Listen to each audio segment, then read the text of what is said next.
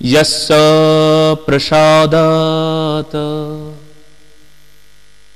भगवत्प्रसाद यस्य प्रसादन्न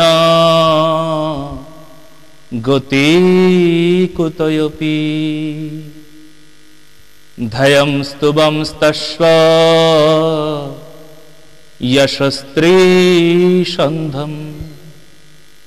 वन्दे गुरुश्री चरणारविन्दम्।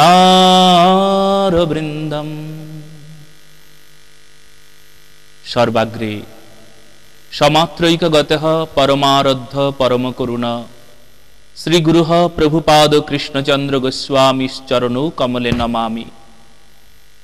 ततः अखिल रसामृत सिंधु करुणा घनाकृति विग्रह भगवान श्रीकृष्ण चैतन्य महाप्रभु जार अपार अनुकंपाय आमरा भागवत माहात्म्य आस्वादन करछि।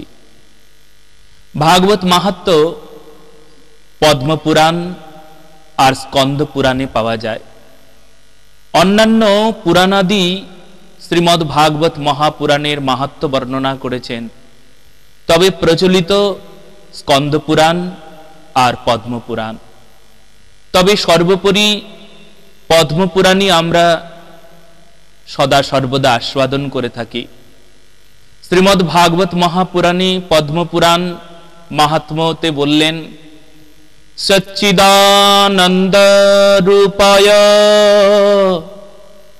विश्वोत्पत्त्यादि हेतवे तापत्रयो विनाशाय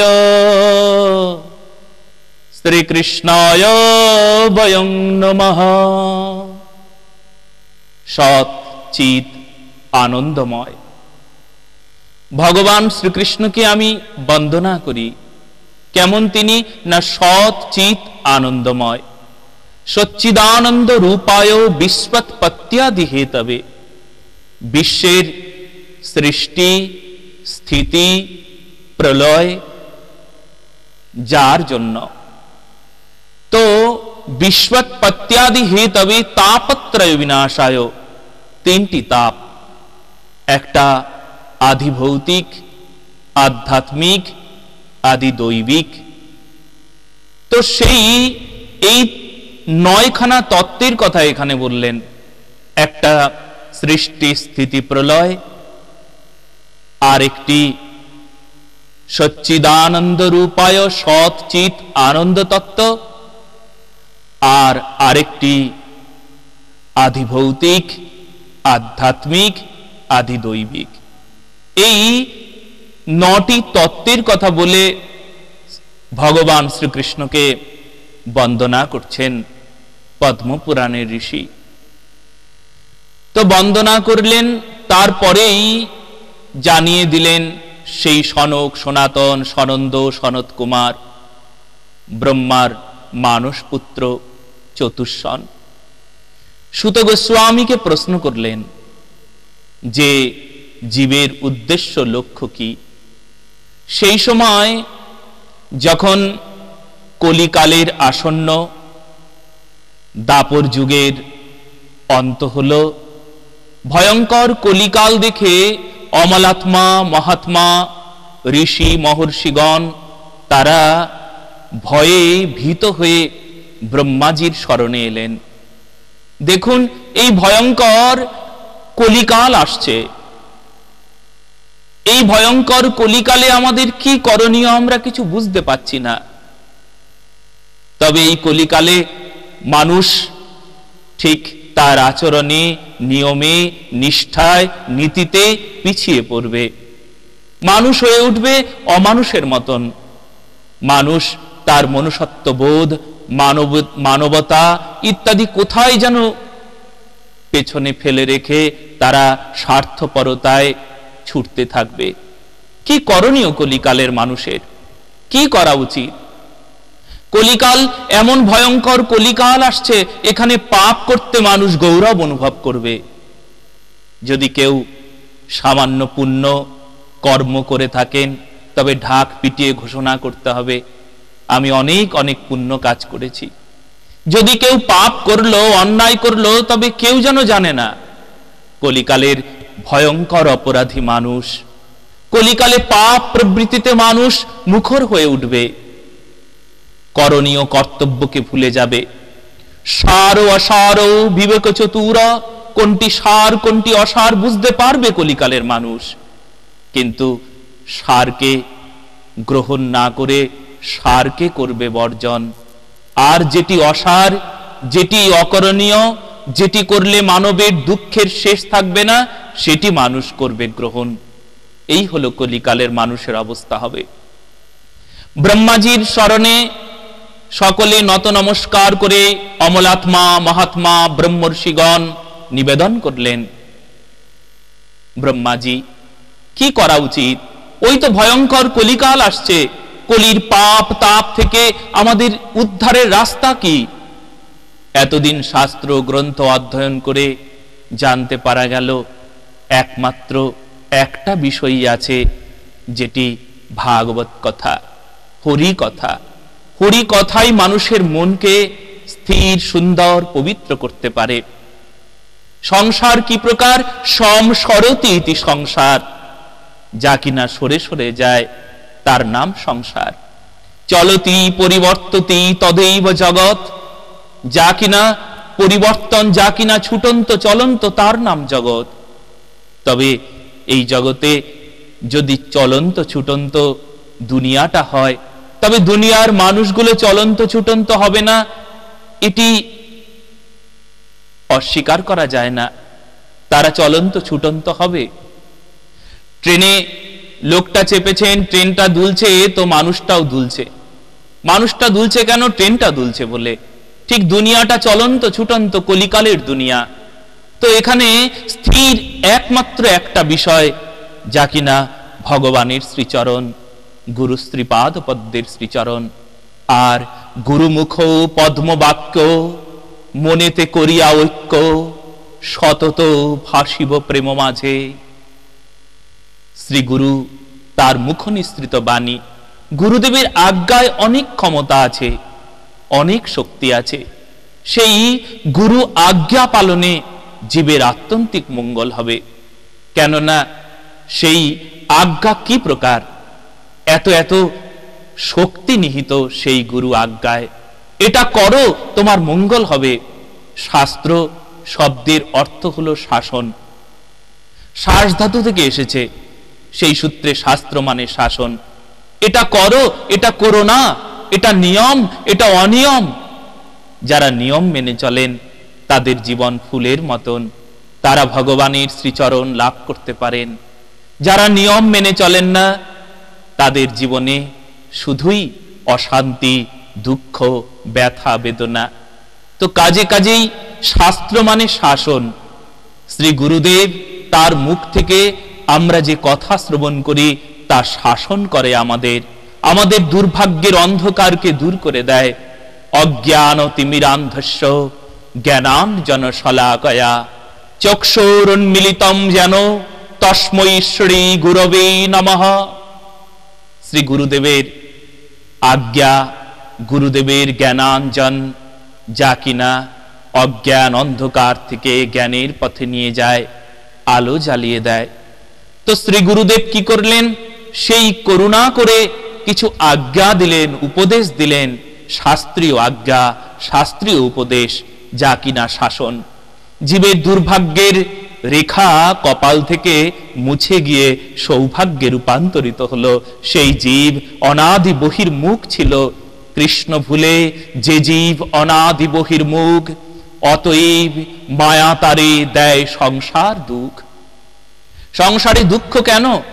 অনাদিকালের বহির্মুখতা দোষে দুষ্ট, তাই তো জীবের এত দুর্ভাগ্য। তো গুরুদেবের আজ্ঞায় কি আছে? শক্তি আছে, সামর্থ্য আছে। একবার ধর্মাত্মা বুদ্ধ, তিনি জানতে পারলেন অঙ্গুলিমাল নামে এক দুষ্ট ছিল। এত দুষ্ট, সে প্রতিজ্ঞা করে বসেছিল যে 1 বৎসরে সে 1000টি খুন করবে। অশিক্ষিত ছিল, পড়াশোনা জানতো না। সেই জন্য ওই যাকে খুন করত তার লিটিল ফিঙ্গার কেটে কেটে গলায় মালা বানাতো, পরবর্তীতে গুনত 1টা 2টো 3টে 4টে 5টা। তো এত দুষ্ট ছিল, তাকে দেখে সকলে ভীত কম্পিত হয়ে যেত। ধর্মাত্মা বুদ্ধ সেই অঙ্গুলিমালের ঘরে যাবে, তাকে উদ্ধার করতে, তাকে সুন্দর করতে। শিষ্যগণ বললেন, শ্রী গুরুদেব আপনি যাবেন না, অঙ্গুলিমাল খুব দুষ্ট আছে, খুব অসৎ চরিত্রের, আপনি যাবেন না। শ্রী গুরুদেব বলছেন, আমি যাবই। কেননা মহান্তের স্বভাব কেমন জানো? মহান্তের স্বভাব হলো তারিতে পামর, নিজ কার্য নাহি থাকে যায় পরঘর। অন্যের মঙ্গলের জন্য এরা জীবন উৎসর্গ করে। আপনাকে মেরে ফেলবে শ্রী গুরুদেব, মরে যাব, তাও তো তাকে বাঁচাতে হবে। দুর্ভাগ্যের অন্ধকারে ডুবে মরে আছে, তাকে বাঁচাতে হবে। শ্রী গুরুদেব যাচ্ছেন, অঙ্গুলিমাল ভিক্ষাং দেহি, ভিক্ষা দে দে বেটা। অঙ্গুলিমাল বাইরে এসছেন, বাইরে এসে দেখছেন একজন ভিক্ষায় নেবে বলে বাইরে দাঁড়িয়ে আছেন, সাধুর বেশ। অঙ্গুলিমাল বলল, अरे जाओ यहां से, हटो यहां से, भिक्षा भिक्षा कुछ नहीं मिलेगा, जाओ এখান থেকে, এখানে ভিক্ষা টিক্ষা কিচ্ছু পাবে না। धर्मात्मा बुद्ध বললেন, অঙ্গুলিমাল ভিক্ষা তো চাহিয়ে, ভিক্ষা তো আমার চাই। আমি বললাম না ভিক্ষা টিক্ষা কিছু নেই, তুমি এখান থেকে যাও। আমি যাব, কিন্তু ভিক্ষা চাই। আরে আমার কাছে যে আসে তার প্রাণ কেড়ে নিই, তবে তোমার প্রাণ দান দিলাম, এটাই ভিক্ষা, এটা তুমি মেনে নাও, যাও এখান থেকে। ধর্মাত্মা বুদ্ধ কিছুতেই ছাড়বেন না, ভিক্ষা আমার চাই। ভিক্ষা বললাম না ভিক্ষা টিক্ষা কিছু নেই ঘরে, তো কিছু নেই, এক কাজ করো, এই যে বৃক্ষটা আছে, এই বৃক্ষের একটা পাতা তুমি আমায় দিয়ে দাও। তো অঙ্গুলিমাল খুব রেগে গিয়ে বলছেন, পাতা চাইয়ে, এই গাছের একটা পাতা চাই। তো কি করলেন, একটা তরোয়ালি দিয়ে সেই গাছের একটা ডাল কেটে বললেন, নিয়ে যাও ভিক্ষা। ধর্মাত্মা বুদ্ধ বললেন, আমি তোমার কাছে পাতা চাইলাম আর তুমি গাছের ডাল কেটে দিলে, এইবার এই ডালটা তুমি জুড়ে দাও ডালটা। অঙ্গুলিমাল বললেন, আমি কি করে ডালটা জুড়ে দেব? কাটা ডাল কখনো জোড়া দেওয়া যায়? অঙ্গুলিমাল, তুমি জোড়া দিতে পারো না, কাটতে পারো, কে অধিকার দিল তোমায়? তুমি জীবন দান দিতে পারো না, জীবন কেড়ে নিতে পারো, কে অধিকার দিল তোমায়? ধর্মাত্মা বুদ্ধের এই একটা বাণী অঙ্গুলিমালের জীবন বদলে দিল। অঙ্গুলিমাল এক মহান্ত হয়ে গেল, অঙ্গুলিমাল সাধু হয়ে গেলেন। তো একে বলেন শ্রী গুরুদেবের করুণা। কারণ গুরুদেবের বাণীতে এমন অমীয় শক্তি আছে, এমন একটা সামর্থ্য আছে, যে কিনা অমানুষ থেকে মানুষ করে দেয়। কত ক্ষমতা সেখানে। তো শ্রী গুরু করুণা সিন্ধু, অধম জনার বন্ধু, লোকনাথ লোকেরও জীবন। শ্রী গুরুদেব কেমন না, তিনি অধম জনার বন্ধু।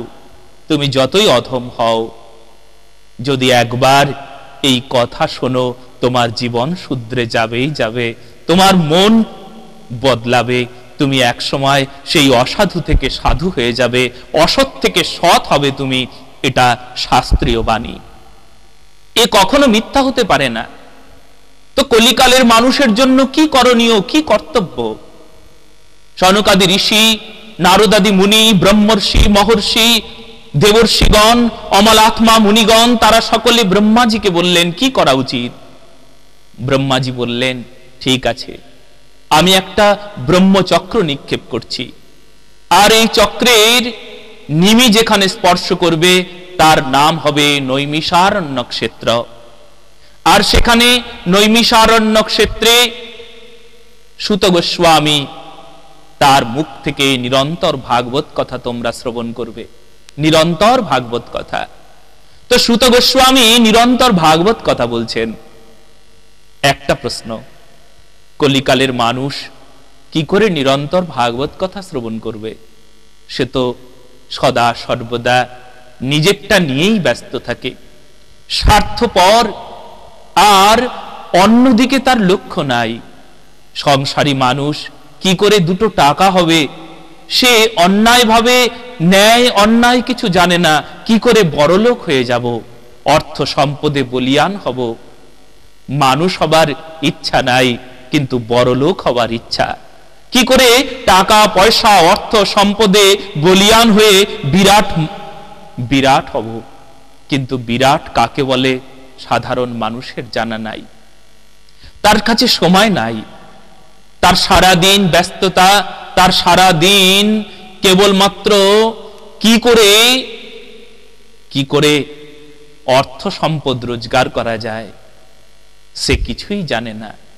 সে শুধুমাত্র জীবনটাকে উৎসর্গ করে দিয়েছে যে কেমন করে বড়লোক হওয়া যায়।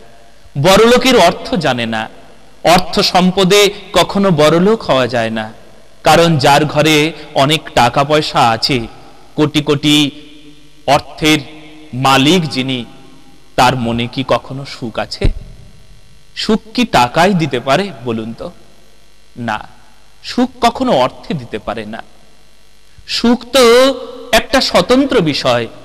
মানুষের সুখ কিছু কিছু পেলে সুখী হয়। এই জগতের অনিত্য বস্তু, যা হারিয়ে যাবে, যা কাল থাকবে না, সে বিষয় পেলে মানুষ বলে আমি সুখী হলাম। কিন্তু এটা সুখ নয়। হারিয়ে গেলে দুঃখ পায়। সংসারের কোনো বিষয় চলে গেল, জীবন থেকে কিছু হারিয়ে গেল, অর্থ সম্পদ নিরাপত্তা ইত্যাদি জীবন থেকে চলে গেল, তখন মানুষটি বলে আমি বড় দুঃখী হয়ে গেছি, আমার মতন দুঃখ আর কারুর নাই। হারিয়ে গেলে দুঃখ পায়, কিছু পেলে চিন্তা করে সুখী হলাম। কিন্তু এটি আসলে সুখও নয়, দুঃখও নয়। এটি মানুষের একটা ভুল ধারণা।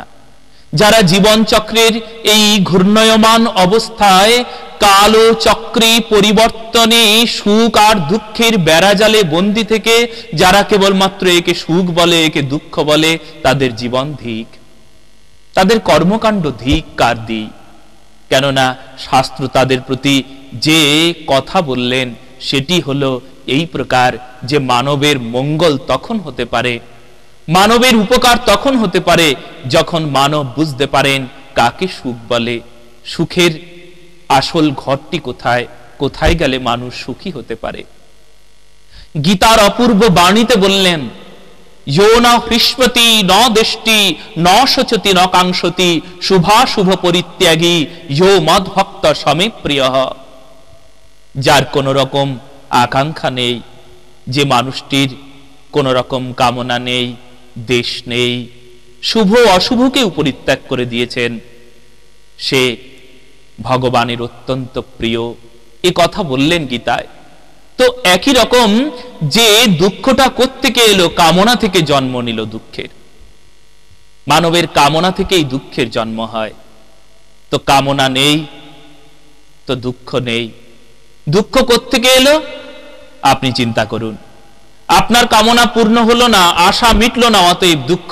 যার আশা নেই তার দুঃখ কোথায়? তো জীবনে দুঃখটা এলো কামনা থেকে। অতএব কামনা থেকে মুক্ত যিনি হতে পেরেছেন তিনি একমাত্র ভগবানের শ্রীচরণে অত্যন্ত প্রিয় বলে, সেবক বলে তিনি দাবি করতে পারেন। এটা শাস্ত্রীয় যে অনুশীলন, যে আনুকূল্যস্য সংকল্প প্রাতিকূল্য বিবর্জনম, যেটি করলে ভগবত করুণা পাওয়া যায়, যেটি করলে সত্যের সঙ্গে যুক্ত হওয়া যায়, তাতে প্রতিজ্ঞা করে ধরে থাকা। আর যা করলে তুমি সত্য থেকে দূরে থাকবে, সত্যের সঙ্গে তোমার সম্বন্ধ হবে না, তা মানবের জীবনে কখনো কোনো দিন উপকারের জায়গায় লাগবে না। তো ঠিক সেই জন্য এখানে বললেন নিরন্তর ভাগবত কথা শ্রবণ করো। সংসারী মানুষ কি করে নিরন্তর ভাগবত কথা শ্রবণ করতে পারে? কারণ সংসারী মানুষ নিরন্তর তার আশা মেটে না। শুধুমাত্র যখন আপনি ভগবানের চরণে চিন্তা করেন, কি বলে চিন্তা করেন?